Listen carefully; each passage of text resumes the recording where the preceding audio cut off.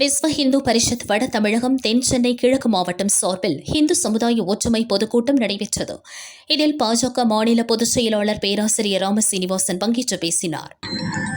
தமிழ்நாட்டில் இந்துக்கள் இத்தனை ஆண்டுகளாக ஜாதிக்காக ஓட்டு போட்டிருக்கான், தலைவர்களுக்காக ஓட்டு போட்டிருக்கான், கட்சிக்காக ஓட்டு போட்டிருக்கான், சின்னத்துக்காக ஓட்டு போட்டிருக்கான், இவர் சினிமாக்காரன்றதுனால ஓட்டு போட்டிருக்கான், தான் ஊருக்காரன்றதுனால ஓட்டு போட்டிருக்கான், சாராயத்துக்கு ஓட்டு போட்டிருக்கான், 500-1000 பணத்தை வாங்கிட்டு ஓட்டு போட்டிருக்கான் இந்து.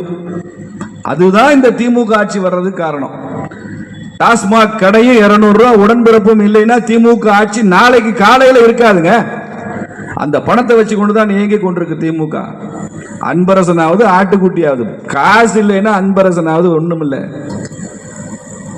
நாம் என்ன சொல்கிறோம்? ஒரே ஒரு தேர்தலில் இந்துவா ஓட்டு போடுறான்னு சொல்றோம். அத்தனை பேருக்கும் ஒரு தேர்தலில் ஓட்டு போடு, ஏன் போட மாட்டியா? நீ ஜாதிக்கு போடுற, சாராயத்துக்கு போடுற, தலைவருக்கு போடுற, சினிமாக்காரனுக்கு போடுற, கட்சிக்கு போடுற, சின்னத்துக்கு போடுற.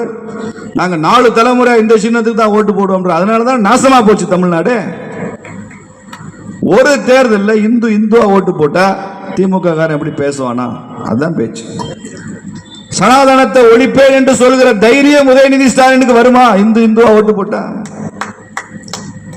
இந்த உணர்வு இருக்கணுங்க. முதல்ல உணர்வு இருந்தா தாங்க ஒற்றுமை. ஒற்றுமையை பற்றியே பேச வேண்டியதில்லை. உணர்வு இருந்தா ஒற்றுமை வரும். சிவாஜி கிருஷ்ணமூர்த்தின்னு ஒரு ஆபாச பேச்சாளர் திமுக இருந்தான். அந்த பயவில் விஜயை பத்தி பேசும்போது 4 முஸ்லீம்கள் அந்த ரம்ஜான் நோன்பு தர இஃப்தார் விருதை பத்தி பேசும்போது விஜய் கூட போன அந்த 4 முஸ்லீம்களை அவதூறாக பேசிட்டான்.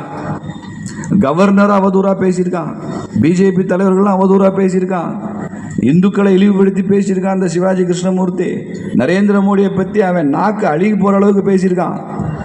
அப்ப எல்லாம் இந்த திமுக நடவடிக்கை எடுக்கல.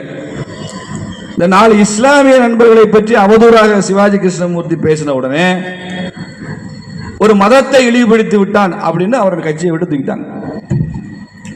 சிவாஜி கிருஷ்ணமூர்த்தி ஒரு மதத்தை இழிவுபடுத்தி விட்டான் என்பதற்காக கட்சியை விட்டு நீக்கினங்க. நாங்க வரவேற்கிறோம். ஒரு மதத்தை இழிவுபடுத்துற அதிகாரம் யாருக்கும் கிடையாது.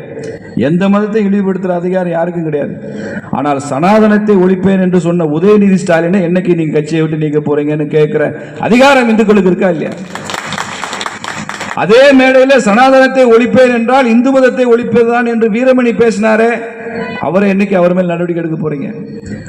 எல்லாவற்றுக்கும் மேலாக இந்து மதத்தை ஒழிப்பேன் என்று சொன்ன அந்த மேடையில் இந்து அறநிலையத்துறை அமைச்சர் சேகர் பாபு உட்கார்ந்து இருந்தாரே, அவர் மேல என்னைக்கு நடவடிக்கை எடுக்க போறீங்க? இந்துவா ஓட்டு போட்டா என்ன ஆகும் தெரியுமா? இந்துவா வாக்களித்தால் தமிழ்நாட்டில் என்ன ஆகும் தெரியுமா? பழனி பாத யாத்திரைக்கு ஐயா அப்பா ஸ்டாலின் நடந்து போவார் விரதம் இருந்து. ஒரு தடவை ரம்ஜான்ல மாத்திரம் கஞ்சி குடிக்கிறீங்க அப்படின்னு கருணாநிதி மேல விமர்சனம் வரும்போது அவர் சொன்னார், திருவாரூர் தேன்குழலும் பழனி பஞ்சாமிர்தமும் நான் பார்க்காததா, நான் திங்காதா, அதை தின்னு தொலைக்க வேண்டியதுன்னு அதையும் பாராட்டி பேச வேண்டியதுன்னு பண்ண மாட்டேங்கிறேன்றதான பிரச்சனை. பழனிக்கு பாத யாத்திரை ஸ்டாலின் போவார். எங்க அக்கா கனிமொழி வீரபாண்டி தீமிதி திருவிழாவில் தீக்குழி இறங்கி பூக்குழி இறங்கி நடந்து போவாங்க.